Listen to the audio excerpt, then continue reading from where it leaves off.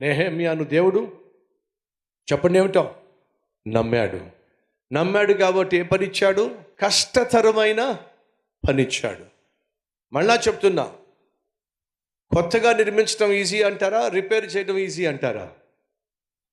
కొత్తగా కట్టడమే easy, repair చేయడం అంత ఈజీ కాదు. రిపేర్ చేసేటటువంటి కష్టమైన పని కష్టపడే వారికే దేవుడు ఇస్తాడు. తిమోతితో ఒక మాట అంటాడు.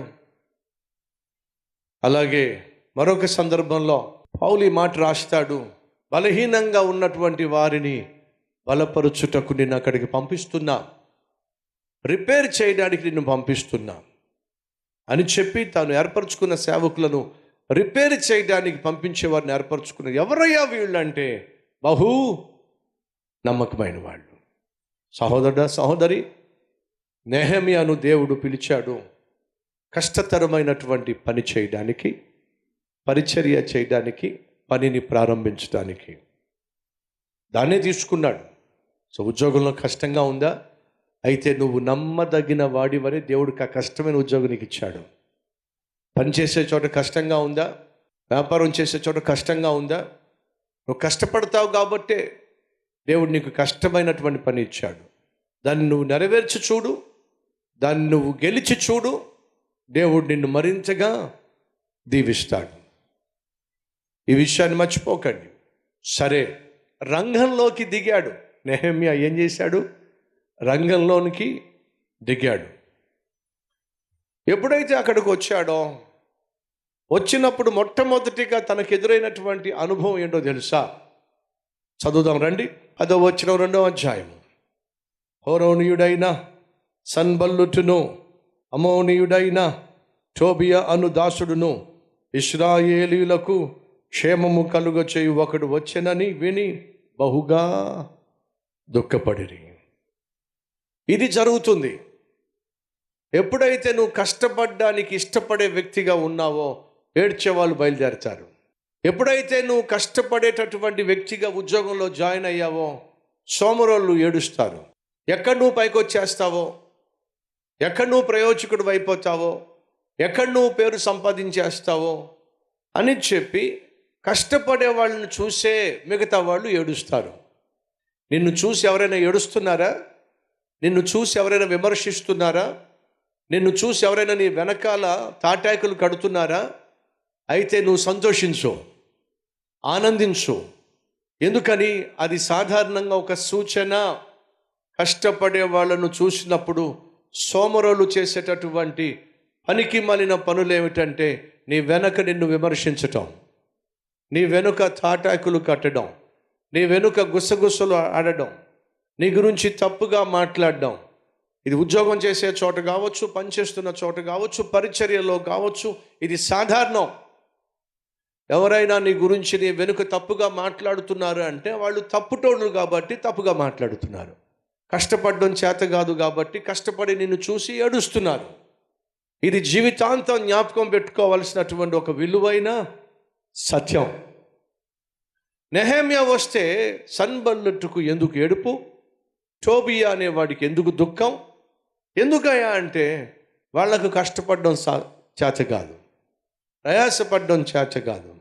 పైపెచ్చు వాళ్ళు అప్పనంగా వచ్చి ఇశ్రాయేలు దేశం మీద పెత్తనం చేయడానికి వచ్చి కూర్చున్నారు. చెప్పానుగా, జ్ఞాపకం ఉందా మీకు? ఇశ్రాయేలీయులు బానిసలుగా కొనిపోబడినప్పుడు, ఇశ్రాయేలు దేశము అరణ్యముగా బీడుభూమిగా మిగిలిపోయినప్పుడు అక్కడ ఉన్నటువంటి సమరయులు అందరూ వచ్చి ఇశ్రాయేల్ దేశంలో తిష్ట వేశారు. అలా తిష్ట వేసినటువంటి సమరయులు అందరికీ సన్బల్లుటు అనేటటువంటి ఈ మూర్ఖుడు మోయాబీయుడు అక్కడ గవర్నర్గా పనిచేస్తున్నాడు. ఎప్పుడైతే నెహెమ్యా అనేటటువంటి దైవజనుడు దేవుని చేత పంపించబడినప్పుడు ఎక్కడ తన పోస్టు పోతుందేమో, తనకున్నటువంటి గుర్తింపు పోతుందేమో, తనకున్నటువంటి పొజిషన్ పోతుందేమో అనే ఏడుపుతో దుఃఖపడడం ప్రారంభించాడు. కష్టపడే వాళ్ళు ఉంటే సుఖపడేవాళ్ళు, సోమరు వాళ్ళు సాధారణంగా ఏడుస్తారు. ఇది వాస్తవం. నెహెమ్యా సెల్ఫ్ డబ్బా క్యాండిడేట్ కాదు. చెప్పుకోవడానికి చాలా ఉంది, చెప్పుకోవట్లా. దానివల్ల ప్రయోజనం లేదు. వాళ్ళ మనస్సులు గెలుచుకోవాలి అని అంటే వాళ్ళ కష్టంలోనికి వెళ్ళాలి. వాళ్ళ బాధల్లో వారితో పాటు పాలు పంచుకునేటటువంటి వ్యక్తిగా వెళ్ళాలి. కాబట్టి ఏమంటున్నాడు? మీకు వచ్చిన శ్రమ మీకు తెలుసు కదా, ప్రాకారాలు ఏ విధంగా కాల్చివేయబడినాయో మీరు చూశారు కదా, ఎంతగా అవమానం నింద మీరు పొందుకున్నారో తెలిసిందే కదా. ఎంతకాలం ఈ శ్రమ, ఎంతకాలం ఈ నింద, ఎంతకాలం ఈ అవమానం? రండి, శ్రమ నుండి అవమానం నుండి బయటపడే ప్రయత్నం చేద్దాం. అంటే ఇండైరెక్ట్గా ఏమంటున్నాడంటే, నేను వచ్చింది నన్ను ఉద్ధరించుకోవడానికి కాదు, నేను వచ్చింది మిమ్మును ఉద్ధరించడానికి. రండి, కలిసి మనము మన జీవితాలను బాగు చేసుకుందాం, మన పట్టణాన్ని మనం బాగు చేసుకుందాం, శ్రమ నుండి నింద నుండి బయటపడదాం. ప్రియ సహోదరి సహోదరులు, నా ప్రభు అయిన యేసుక్రీస్తు ఈ లోకానికి వచ్చింది తనను ఉద్ధరించుకోవడానికి కాదు, నిన్ను నన్ను ఉద్ధరించటానికి. యేసుక్రీస్తు ఈ లోకానికి వచ్చింది తనను తాను రక్షించుకోవడానికి కాదు. అదే మూర్ఖులు ఆ రోజు అన్నారు, నిన్ను నువ్వు రక్షించుకో, మమ్మల్ని కూడా రక్షించు. యేసు ఈ లోకానికి వచ్చింది తనను తాను రక్షించుకోవడానికి కాదు, నశించిపోతున్న నిన్ను నన్ను రక్షించడానికి. కాబట్టి సంగమా, నెహెమ్యాలో యేసుక్రీస్తును మనం చూస్తాం. ఈరోజు నెహెమ్యా ఎవరో తెలుసా? నువ్వే. ఈ వాస్తవం నువ్వు గ్రహిస్తే ఎంత బాగుంటుంది. ఆనాడు దేవుడికి ఒక నెహెమ్యా దొరికాడు తన చిత్తం చేయడానికి. ఈరోజు దేవునికి మరొక నెహెమ్యా కావాలి. ఆ నెహెమ్యాగా నువ్వు ఉంటే ఎంత బాగుంటుంది సహోదరి సహోదరుడా. ఆయన నమ్మేటటువంటి వ్యక్తిగా మనం ఆ ఎదుట కనబడితే ఎంత బాగుంటుంది. ఆ అవకాశం నాకు వస్తే ఎంత బాగుంటుంది అని ప్రార్థన చేద్దామా?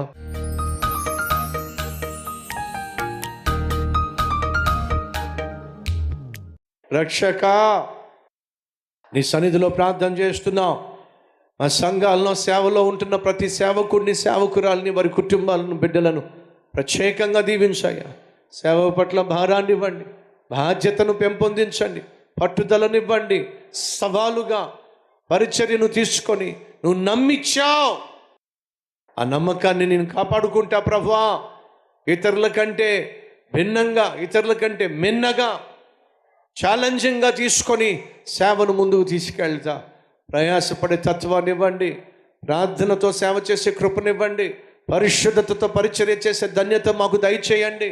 మేమందరి ప్రార్థన నాయన ఆలకించి మా దేశానికి, మా రాష్ట్రాలకు, క్రైస్తవ సంఘానికి, సేవకులకు క్షేమాన్ని, భద్రతను, ఉజ్జీవాన్ని అనుగ్రహించుమని నీకే మహిమ, ఘనత, ప్రభావము అర్పిస్తూ యేసు నామం పేరట వేడుకుంటున్నాము తండ్రి, ఆమెన్.